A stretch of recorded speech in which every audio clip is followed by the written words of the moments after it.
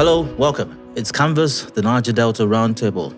Every week, I discuss the future of this region, blessed with hydrocarbon resources and people, very important. We give time to reflecting on topics relevant to the development of the Niger-Delta and her people. Now, this episode, no different. I'm here once again. We're focusing on how to take this region to a more promising future. Now, this podcast is sponsored by the operator of the NNPC Renaissance Total Energies Archive Joint Venture, Renaissance Africa Energy Company Limited, headquartered in Port Harcourt. Thank you for joining. I'm Adedayo Ilushakin. A topic for this episode: I have health insurance. No, not me. It's just an expression. Now, in this episode, we turn our focus to a transformative initiative, the Rivers State Contributory Health Protection Program, RIVCHPP. Now, for many residents of Rivers State, the phrase, I have health insurance, may no longer be a distant dream. It's a lived reality, because the Rivers State Contributory Health Protection Program, RIVCHPP, is bridging the gap between healthcare and affordability, offering protection, dignity, and access to essential services for thousands of families. Now today, we'll hear from the person at the head of this change, a healthcare provider, a policymaker, about how this program is reshaping lives, strengthening systems, and redefining what it means to be truly covered. Again, today, the topic on Canvas is I have health insurance, and my guest is Dr. Vetty Agala. Dr. Agala is the National Coordinator, Medical Women's Association of Nigeria, past President, Medical Women's Association of Nigeria, Rivers State Chapter, immediate past Vice Chairman, Nigeria Medical Association, Rivers State Branch. She is currently the Acting Executive Secretary, Rivers State Contributory Health Protection Program, RIVCHPP. Dr. Vetty Agala, hi, welcome to Canvas, the Niger-Delta Roundtable. Thank you, Dayo. Greetings to everyone. You've featured on the podcast a couple of times, and it's great to have you here once again. And I felt it was crucial for us to have this particular discussion on health insurance because it's a very key thing. And I know, I don't say this often, but I know you're an extremely busy person managing crucial aspects of healthcare service in Rivers State. So it's great to have you here, taking out time from your very busy schedule. Thank you. Thank you so much. I'm honored to be here. And I mean, coming here and not talking about health insurance, it wasn't a good thing for me. I mean, this is what I should be talking about. And I'm excited that we could have the opportunity to do so today. And before we start recording, you asked me about a title. I have health insurance. And I said to you, you go to certain parts of the world, especially places referred to as more advanced, societies who have advanced healthcare services and all of that. And even in those countries, in those places, parts of the world, it's a very big deal to be able to say, I have health insurance. Or other forms of it is, I have insurance or I have coverage. Yeah. Why is that statement such a big deal in most parts of the world? Thank you, Dayo. That statement is a big deal. It's almost like a bragging right. Like I said earlier, it's an assurance that you have access to quality healthcare and healthcare that you don't have to pay out of pocket. It's like showing up. It's like having a platinum card and showing up in the bank, and then the manager walks out to attend to you. That's what it is. It means that you have paid ahead for what you're going to get. So they're almost like using your funds to manage the place. So it's a big deal. And why that is so important is because as humans, health is critical. Health is wealth. Without your health, you can almost not function. You can't be successful. You can't be productive. You can't be fruitful if you are not healthy. And so having the opportunity to be insured, insurance in this case, meaning that your health care is paid for such that when you need it, you can access the needed healthcare, regardless of who you are. And it's so important because as we continue to evolve as a globe, we moved from the Millennium Development Goals, and now we are in the Sustainable Development Goals. And the Goal 3 is talking about good health for everyone. The 8th target is talking about universal health coverage. It's so important that we begin to leave no one behind, because you find that if you don't take care of those who cannot take care of themselves, for instance, it comes back to haunt those who may be able to take care of themselves. So, for instance, you don't provide healthcare in country, for example, and whenever you're ill, you have to probably travel out. What it means is that at the end of the day, where you are, your community, everybody else will be subjected to that poor healthcare. And the privileged few would have to be the ones to go out. And that is not even a guarantee. So what we're saying is that when we are all insured, insurance provides a platform for everyone. It provides a platform for cross-subsidization. It provides a platform for risk pooling. So everyone everywhere, those who can pay and pay more, those who cannot pay, those who can pay the little that they have, we are all covered in a pool. And then when that one person needs healthcare, that their individual contribution may not be able to cover, the person gets the support of the others who may not be ill at that time. That's the entire concept of health insurance. It's a prepayment system for the needed healthcare. Now, in your earlier comments, you mentioned how that having health insurance makes you it's like you have a platinum card. Yeah, it's and you walk bragging into a rights. bank. Exactly. Yeah. It's like you're a premium customer. Absolutely. And you said also, I'm paraphrasing, it's like my money is being used to run the place, waiting for when I'm ready. Now, that may be a concern for some persons, because why should my money be used to run the place? I'm not taking ill. I've not been ill in 6 months or 1 year, or some others will say it's not my portion. Why should my money be used to run a place that I probably or maybe will not require the service for months or even a considerable period of time? Well, so why do we put money in bank? Why do you put your money in bank and take it out when you need it? You think the money just sits in the bank? No, it doesn't. People come, they need money, they get the money. But at the point when you need your money or your investment, you get it. Now, the other thing is you don't even know when you will need it. It's not like money that you have a plan. Okay, I want to buy this and that, and then you go do a withdrawal. Sometimes you don't get to choose when you would need that healthcare. In any case, you started by talking about outside of the country where health insurance is more developed, so to speak. It is more advanced, where almost everyone, is covered. Here, we have more people not covered than those who are covered. And in those places, it's so important that I don't know how you work without a health coverage. Like how you are a worker in a place and you don't have a health coverage.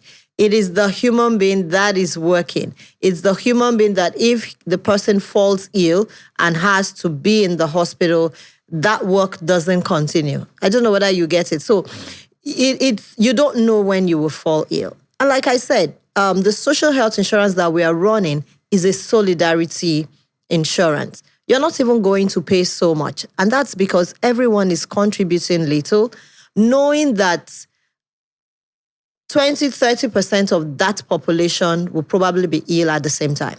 And that's what happens.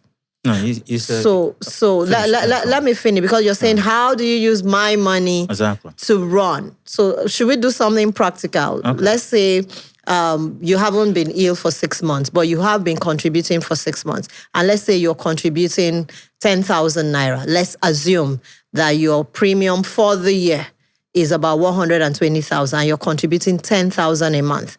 And then you haven't fallen ill all through 5 months, 6 months. and then the 7th month you fall ill, and you have an illness that costs us 300,000, do you think it's your contribution that will pay for the 300,000? No. So it's a pooling system. It's a pooling system. Let me put it that way. And it gives us an opportunity for strategic purchasing. So when I said it's your money that is used to, I didn't mean that literally is your 120K, assuming that's what you contributed, that will be used. No. I mean, it's just that we are able to purchase for large numbers of people, meaning that we can get things cheaper. And that's why you can get the quality that you get when you need it, without having to pay extra, out of pocket. And in any case, if you have not been ill, routine checks are so important. Have you had a check? There are people that slum and they say, oh, they are not hypertensive, but they never knew they were hypertensive. They never knew if they had any underlying problem because they've never checked. Yeah, but sickness is not my portion. Oh, it's nobody's portion. Nobody should even die. Even the Bible says you shall not die but live to declare. But every single day people die. The people that say it's not my portion, they are the people that even have more of a portion. Because the same people that, concept that says it's not my portion is the same concept that says my people perish for lack of knowledge. So my people perish for lack of knowledge is not people outside of the kingdom. That is not their portion. I don't know whether you understand. It is the same people that need to know that your health is important and that God is so interested in your health. Preach it, sister. Yes, I'll preach. I'm a preacher too. I mean, it's not there, but in my profile, you should know that I'm a preacher. Oh. Absolutely. Because, it's the body is a container of the spirit. We're not going spiritual, but I'm just saying that health is not even only about the physical body. Remember, it's a state of complete physical, mental, and social well-being. Another well-being, occupational, a lot of other well-being, without or not necessarily the absence of disease. So what it means is that you may not feel that headache, abdominal pain, or anything, but there may be something lurking inside. If you don't have a good health-seeking behavior, which, by the way, health insurance affords you. Because once your money is there, Dayo, you will not stay 6 months and say you're not sick. You will go to the hospital just like you want to go. I remember you saying, I need to go and do a checkup. Yeah. And that's what it does. Because you have coverage, those limitations that make you not want to access quality healthcare, they're off. That's where the bragging right comes in. I have health insurance. Do you understand? Absolutely. Yeah. Let's talk RIVCHPP now. Yeah. What is the vision behind RIVCHPP and why was it necessary or so important for River State? Now, the vision behind RIVCHPP is a shared vision. A shared vision as in it's the vision of the country, it's the vision of the state to see that everyone in Nigeria can access healthcare of good quality, sufficient to be, effective, whether it is preventive healthcare, whether it is diagnostic healthcare, curative healthcare, rehabilitative healthcare, whatever healthcare that they need of sufficient quality without going through catastrophic spending, without paying out of pocket, or without being pushed into poverty. Many Nigerians are one sickness away from poverty. A lot of us are poor because there are definitions for catastrophic health expenditure.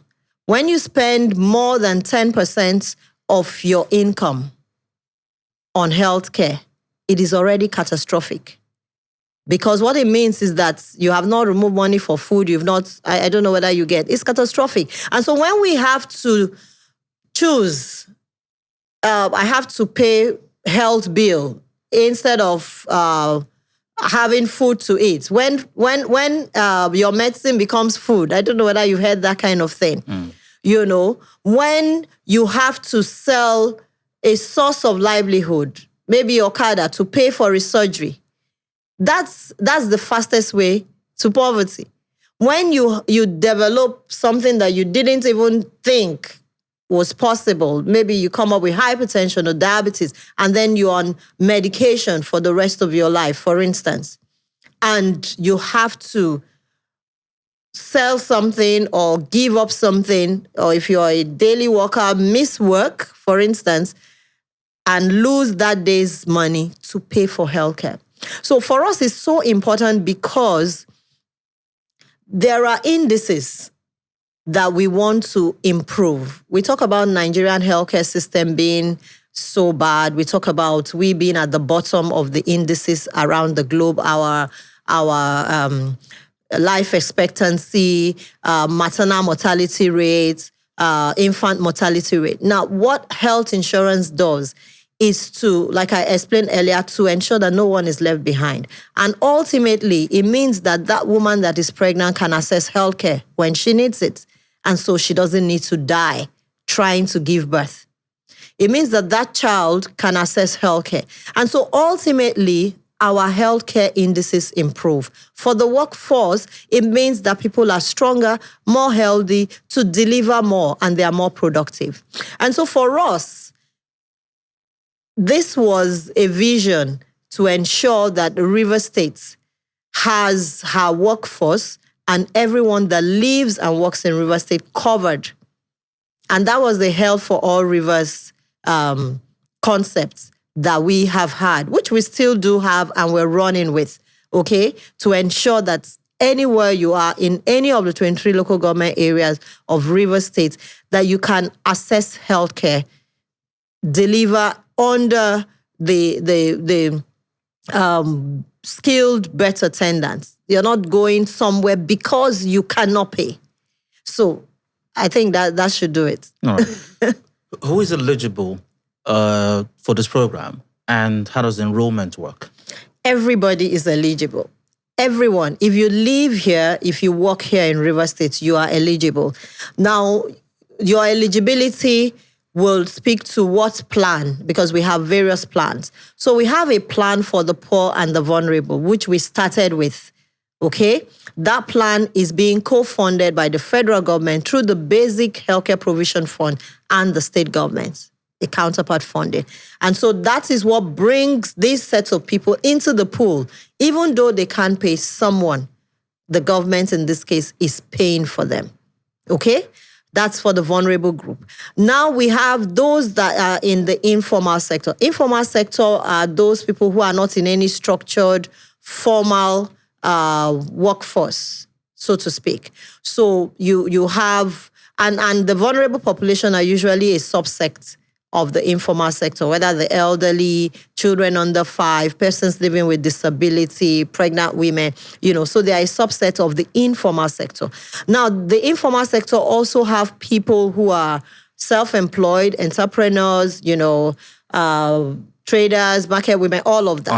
Artisans, and all of that. And all of them can access healthcare by paying premiums that are annually paid or as agreed with that organization on a payment pattern. Now, that's for informal sector. And then we also have the formal sector. Formal sector is divided into the organized private sector and the public sector. So the state workforce, civil servants belong to the public sector, whether at the LGA level or at the state level. While every enterprise that is having about 5 staff and over can be like an organized private sector. And if there is an arrangement with how you can cover your staff, and then that works. So everybody really is part of this scheme. In fact, the Rivers State Health Insurance Law, which is the Law 3, Rivers State Law 3, 2020, signed in June 2021, stipulates that even though you work for a multinational, you're paying big bills, you have an HMO, there is room for a contribution of a minimum amount into this health insurance pool, because you have domestic staff, you have people who should be assessing this level of healthcare if they don't have coverage in your organization, okay? So everybody indeed is a part of this. And how do you enroll? It also depends on the plan and the cohort of the population you belong to. Now, if you are a vulnerable person, then enrollment is community-based and facility-based. And those ones are primarily through the public primary healthcare centers, except there are communities that don't have that. And then we work with the private.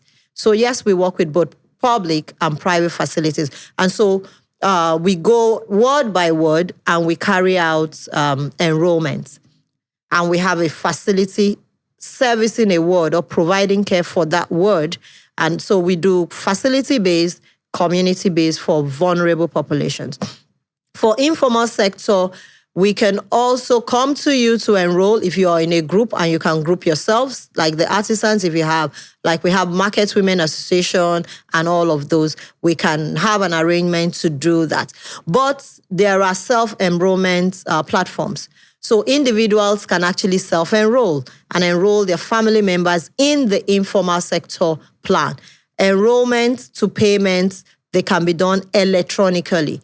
And the system captures you, and we send the message to say when you can come collect your card and when you begin to access care.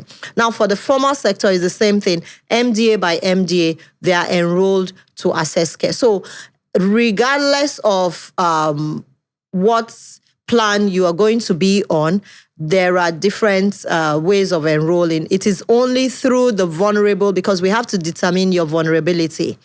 All right? We have to determine if you fit into what we have categorized as a vulnerable population. That's why we do that enrollment by ourselves. Or any other one, people can self-enroll. What services are covered under this health insurance scheme? Well, we have a very comprehensive benefit package. I kid you not. All of the common illnesses, whether infectious diseases, whether non-communicable diseases, hypertension, diabetes, all of that, up to dialysis, if you need dialysis care, surgeries, dental care, eye care. So all of these, all essential healthcare services are covered in our plan. But there are some exclusions at the moment. And our exclusions are treatment for cancers, for instance. So for cancer care, we do primary and secondary, a part of secondary prevention. When we say primary prevention, it means that vaccinations are covered, screening. So you can come and have a screening appropriate for your age. PSA, for instance, if you're a man, cervical screening, all of that, that is covered. But when you're coming with a cancer, we don't cover that, at least not yet. Conversations are ongoing for that, but the pool will be depleted in 2 days if we take on those kinds of treatment, which are actually very expensive. Now, another thing is if you have eye care, your lenses are provided and a generic frame is given to you. Now, if you want a branded frame or a designer frame, that is beyond our scope. So you get what you need to see, but we won't provide for aesthetics. The same thing with orthopedic issues. We will not provide your nail and all that, reconstructive surgeries, you want an artificial tooth and all that. But if you have a tooth that bothers you, they can pull it out. They can do SMP, all of those common things.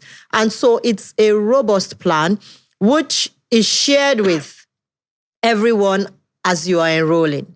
So as you're enrolling, the exclusions are shared with you, your responsibilities as an enrollee, numbers to call, all of those informations where you would access care, which you can choose if you are a paid enrollee. So for instance, you're in the informal sector, you pay annually, or you're in the formal sector, deductions are made for you. You can choose your primary provider. But those in the vulnerable populations, like I said, they are community-based or facility-based. So you don't get to say, I don't want to go to this facility, I want to go to the other community. So that's how it works. So HMOs, private providers, do they play any role in the RIVCHPP framework?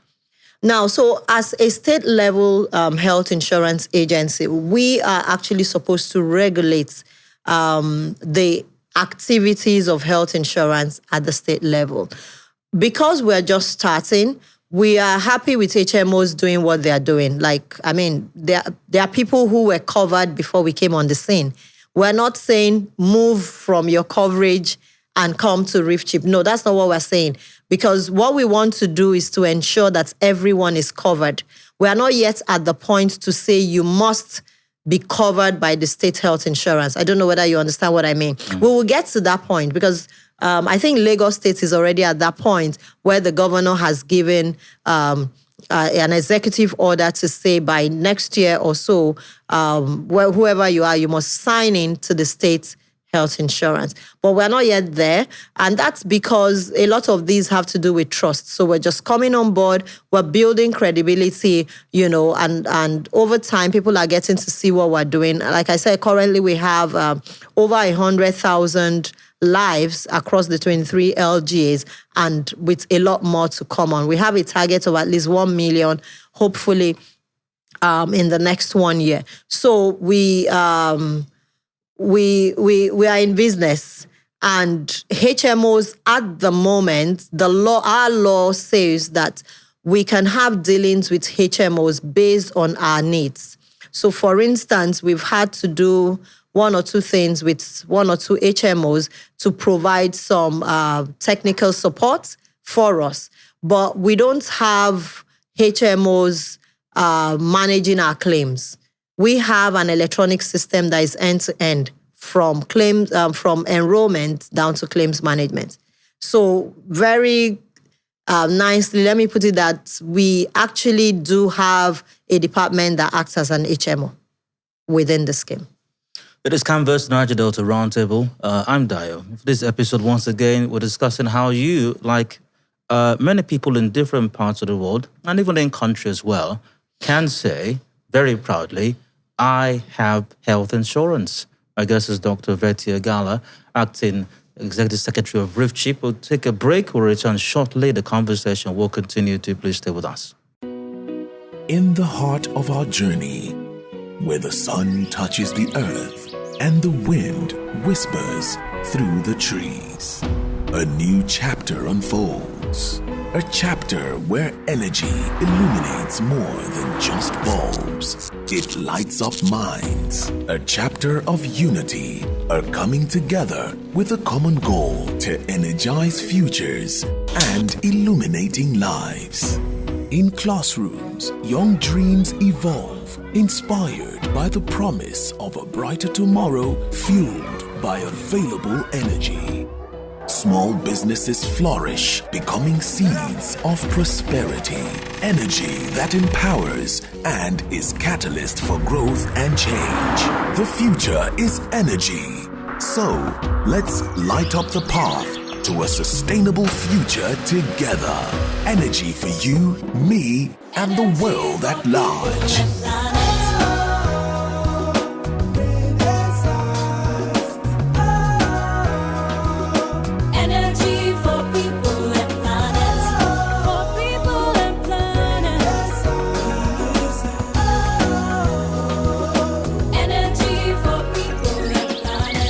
Energy for people and planet.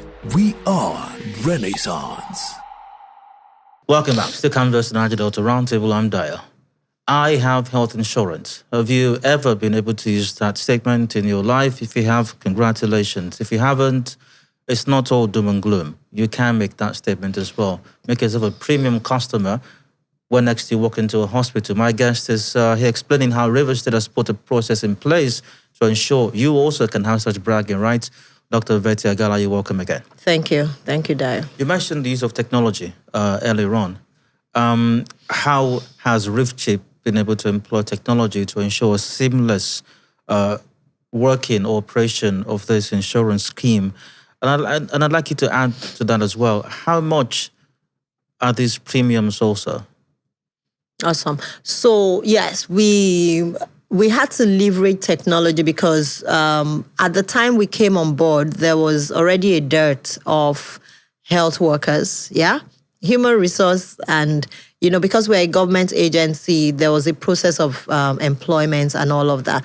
And so with technology, we have been able to do more with less, so to speak. We have a system that captures our enrollees. We have a system that also captures utilization of healthcare at the facility level. I mean, both public and private. We have a system that helps us to manage claims. And so everything we've done up until monitoring and evaluation, quality assurance, we have made them to be electronic and digitized, such that if I bring out my device and I punch, I get to see who is being enrolled today or who has enrolled, who has gone to which facility, what facility has sent in a claim, what hospital is asking for a referral for an authorization, for a referral for a patient. So it's been an amazing experience. Within this 1 year, 18 months that we have been on ground, we have achieved so much because we leveraged technology. And it's been amazing because when we are able to look at data, and that has informed decisions that we make. All right. We have a 24/7 call center that we operate. And so that helps our clients to also reach us. And every month we analyze calls that come in and, what the issues were. And that decisions are made based on the input, or will I say output from these calls, what the issues are, and then we try to address them beyond the immediate address of those issues. So technology has been our biggest, what will I call it? Catalyst, enabler in getting this work done. And, because of the system where we are, where documentation is a problem, you can't just say how many people are here or there. This has actually helped us a lot. And I'm hoping that whoever is listening can see that you can actually work with us because we have the numbers. We can tell you where the people are, what they are doing. And for funders, it's a big deal that you can actually reach the number. So I'm just doing that marketing here so that whoever in this globe watches us can see that we are credible and that we also do share information as much as it lies within our hands. Now, on the cost of the premium, currently we have our very basic plan, 15,000. Is a RIVCHPP plan, which we had 15,000 Naira per annum. Okay. For the entire year. And let me make bold to say that will not continue beyond this year because you and I know we are in a country where the inflation is it grows in leaps and bounds on a daily. You buy something today, tomorrow the price has skyrocketed. So this is an opportunity between now and December for those in the informal sector to actually key in and get covered. We have done an actuarial analysis that has made us to want to review our premium, upwards. And that is likely going to happen maximum end of this year. And so by January next year, this 15,000 that we are brandishing all over the place would no longer be the case. So for informal sector, we have that basic plan as 15,000. It's called our RIVCHPP plan. But we have another, and that's the plan for anyone who wants to pay for someone. For instance, there's something we call adoption, and we've done that. For instance, on my birthday, on some significant people's birthday, they can decide, I want to enroll 100 members of my community. You get to pay the 15,000. And so they key into the plan that our vulnerable population already assess. And it's a comprehensive plan. I kid you not. So that is the basic plan. We have another plan for 38,500 Naira. And that's a plan we advise people in the informal sector who are working for SMEs, small, medium. You can pay that, is per annum, and it covers maternal child health, all of the things that I've talked about for family members, okay? And then we have another plan for 68,500, and then we have another plan for about 98,800, something like that. So based on your capacity to pay and whatever extra coverage that you might want to have, because for instance, this basic plan, you are entitled to at least 24 visits in the year, for instance. So that means twice a month maximum you can go to the hospital to get a healthcare check and all of that. So these privileges expand as you go up, right? So that's how it works. But our basic plan is good enough for families if they come in through that. And then the plans provide for primary care and opportunity for referral to secondary or tertiary care. I'm sure that you have the numbers. Well, the numbers can get better. That's part of why we're having this conversation. Absolutely, they will get better. But the numbers you have already, for anyone who's watching this or listening and is wondering, especially for those who might still be skeptical, can you share at least, or one is fine, one experience of or narrative or story of someone who was positively impacted by the RIVCHPP insurance coverage? I have several stories. I'm going to say one, but I think that, in fact, my team and I thought we should have something like Testimony Tuesdays or something, just a platform where people can share their stories. And we have quite a number. Let me talk about a family that registered for antenatal. Of course, they didn't plan that anything would happen. Most pregnancies, when you have them, the idea is to have a vaginal delivery, right? But this particular man, his wife had a premature labor, that's it. I think it was 8 months or about 7 months. And so because they are clients, they were immediately referred. I think the woman was bleeding before her term, and they were referred to the teaching hospital, and that surgery was done. But beyond that, the surgery was done, that child was put in the incubator and he didn't have to pay. Why I decided to say that is because this is beyond just having a CS, but it's also about having a child. I don't know whether you know about incubator care.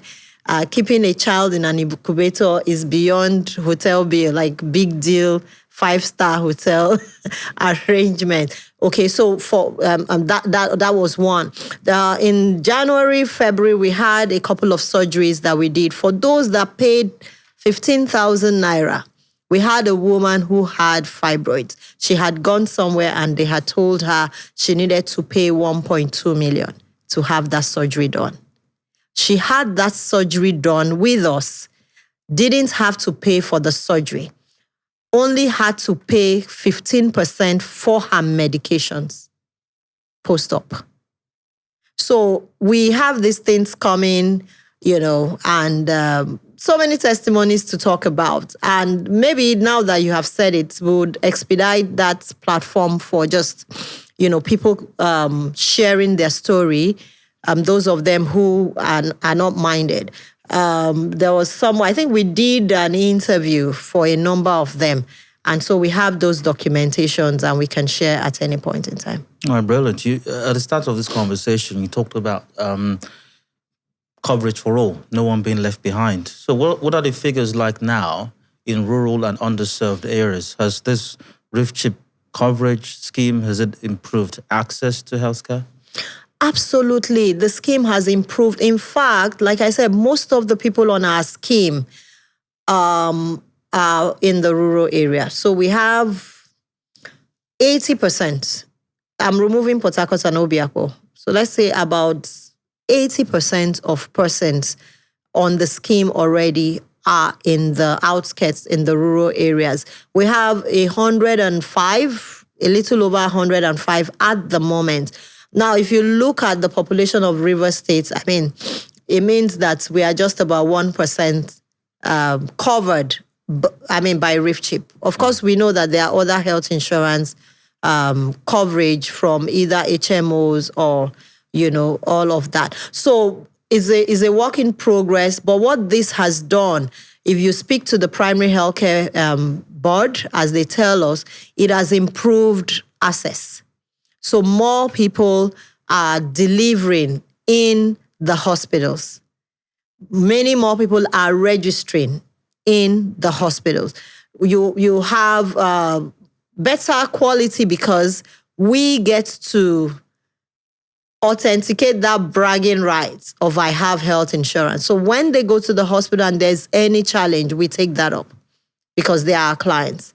Right. So yes, there's been a lot of improvement in access to care for those who ordinarily would not utilize the facility. They are now utilizing the facility. And this is not just about women. We have a lot of men. In fact, we have a lot of men come onto the scheme because they had hernia, hydrocele, all manner of things that normally guys would just keep to themselves and continue their life and nobody gets to know. So yeah, there's a lot of impact. What are some of the biggest challenges you've encountered implementing RIVCHPP? The first challenge we've encountered is lack of trust. It's a challenge. Ignorance and lack of trust. I don't know how to put both of them. So people were not just aware. But I think beyond that, people just didn't believe in the government system. For us, that was a big challenge. And so community engagement, being on radio, just as I am now, engaging groups of people, putting word out there, being on social media, that is gradually changing. Today, we have people troop into our offices. Some of them just come to find out whether it's working. Some people just call us. We have about 20%, 30% of our calls. They're just checking that the number is working. So the skepticism and all that. But gradually, as people tell others, what has been our biggest help is someone telling another person that, this thing they work, I was there, I've done this surgery, or they didn't ask me for more, those kinds of things. So that has been the biggest challenge. If we are able to raise more awareness and have more people on the scheme, we'll be fine. If we have everybody come onto the scheme and make their little contributions, then it means that those who cannot, who need healthcare, can access healthcare when they need it. How is this scheme addressing matters that bring some concern related to fraud and especially quality of service as well? I mean, the perception I do about quality of service, and especially at state-run medical facilities. How has RIVCHPP helped to address those concerns? Absolutely. So it's one of the things I said was our biggest challenge. Biggest challenge is not that there's no money. Biggest challenge was the lack of trust. And so what we are doing, one, with quality of care is that we have a whole department called Standards and Quality Control Department. And these team members visit facilities. Before a facility is empaneled to provide care, we did an accreditation visit, assess the facility, that they have the right human resource, that they have the right equipment, that they have basic drugs and services to meet the needs of populations. And so from time to time, these are reassessed. So the facilities also are trained on what RIVCHPP hopes to provide to her enrollees. And it hasn't been a perfect or a smooth journey, so to speak. We've had cases where someone goes to the hospital and they tell you, we don't have this, you have to buy it, or they write it for you. That gets back to us and we deal with it. Issues around fraud, we've not really seen any yet. We haven't discovered any yet. But what we see is what we call moral hazard. So this bragging right, people have taken it a step further because they are covered. And I told you that. So they just come to the hospital, they are sick or not, they make some claims, get the anti-malaria, go home to give some, you know what I mean? So because people just sit down and feel the need to use the facility every month, it's going to deplete. It's going to deplete. So there are structures in place for dealing with fraud. We have a law, like I said, and everything is stipulated. There are offenses and there are consequences of different offenses. And RIVCHPP, one of the, on our organizational charts, one of our departments is a legal department. So yes, we're going to, we can sue and be sued, right? And facilities can be indicted for doing one thing or the other. So yeah, we're looking into it. It's not a perfect system yet, but it's a great work in progress. What is the long-term vision for RIVCHPP? Our long-term vision is to see where, let me not be too ambitious, but why not? Because what I'm saying is ambitious. It's just that it may not be too ambitious. We want to see a situation where in Rivers State, everyone can brag to say, I have health insurance coverage, where our maternal mortality would drop, our infant mortality would drop, where our emergency system is working. And by the way, the state government also made that provision such that people are able to be ferried from the hinterland out here to attend to emergencies. So it's a closed system. So I want to see, let me say 80% of Rivers population. Right now we are at 1%. And so if I say 80, that's over ambitious. But I think it's something doable because for us, we want to be, our vision is to become the number one health insurance provider, not just in Nigeria, but as an African sub-region, where people can come and learn from us what we're doing, how we're doing it, and take home. So we want to, see people come for study tours, see how we're doing this. Already, we have a platform where students can come to us. So we run internship. People come from the teaching hospital. People come from the university, run 1 month, 2 months. They help with our HRO, but they also do learn quite a lot of what we're doing. So we just want to be an institution to be reckoned with, not just in country, but globally. Speaking of learning and possible collaborations, do you have other states in the country reaching out already saying, RIVCHPP, how is Rivers State doing it? What did you do? We'd like to take a cue from your system, from your framework. All right. So Rivers State, incidentally, was the last state to be onboarded. Every other state in Nigeria had onboarded their health insurance agency except us. And then we started that last year. But I know that currently we have coverage of non-Rivers people. So we have people from Bayelsa, for instance, that work in the liaison office who are under our coverage, and Bayelsa State government pays for them. We have Akwa Ibom, who started maybe just before us, but somehow, we kind of went a bit ahead and they asked. So it's beyond just asking Rivers how you're doing. We have a platform where every state's health insurance peer learn. So we meet quarterly and we begin to look at what you're doing, what has worked, how have you worked with the informal sector, how are you sustaining this, how are you able to do this. So there's a lot of cross-learning across the states. And the beautiful thing, which I didn't mention, is that if you're covered under the Rivers State Health Insurance and you travel to Lagos, Kaduna, anywhere in the country, you can access healthcare if you fall ill there. And I think for us, that's the game changer because that was the difference between us and HMOs. But now we've demystified that.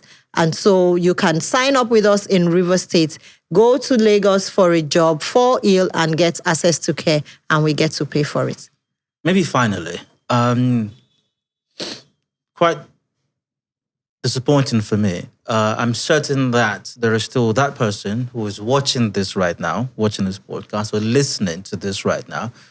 I might even be very educated, in whatever field of endeavor, but might still be skeptical about the value of health insurance, or what it has to offer them, or how they can benefit from it. What do you have to say to such a person? What I want to say to that person is take a leap, take a risk on us. Take a risk on us and see. You can thank me later, okay? But take that, put your money on us. How do they call it? Take a bet. Anyhow it's said, and then you can thank me later. Now, the thing is, most times people want to wait and say, oh, if I knew. And I told somebody recently about MMM. Do you remember? MMM started all these Ponzi things. The people that went in first, they did benefits. But the skeptics will stay and, and the thing is, they are not staying off totally. By the time they want to come in is when the thing has moved from 15,000 to maybe 25,000. So please, I'm just saying that I don't know how to explain it to you, but it's like having a car insurance. It's like having a coverage. It's like salvation, like freely given, paid for, and then you come. There's nothing as good as you have that emergency, you have that problem, and nobody is asking you to bring money. Sometimes even your data is not able to help you transfer funds. But that moment when you most needed this, you had everything done. I got a call on Thursday. Let me take that. On Thursday, a call from someone I hadn't heard from in 3 years. And he says, oh, I heard that you're the one handling the health insurance. My cousin called me. They were in the hospital for surgery and all that. Usually when they call me like that, it's to come and pay health bills. But they called me and said it was just to let me know, and I went there and they said the bill was paid by RIVCHPP. What is RIVCHPP? So I'm just saying that even for those people who you have a big health insurance, but you have dependents, you have people that call you from the village, you have people, pack all these people, pay for them for the year. Come and thank me later when you have calculated your savings in the year. So for that person that is skeptical, maybe you're skeptical for yourself. Don't worry. All those dependents that you have to send 20,000, 100,000 for hospital bills, cover them. Start with them. Okay? And then when you see, since some people are Thomases, they see before they believe. When you see, then you can believe. But permit me to also invite people to go to our website, www.RIVCHPP, that's revchip.rv.gov.ng, and that's www.rivchpp.rv, that's rivers.gov, government.ng. And then we're on social media, our full name on Facebook, our full name on LinkedIn, and then RVCHPP on Twitter and RIVCHPP on Instagram. Look us up, send us questions, concerns, email, anything you want. Just look us up. And then you can sign up even from the websites. You can sign up and try us.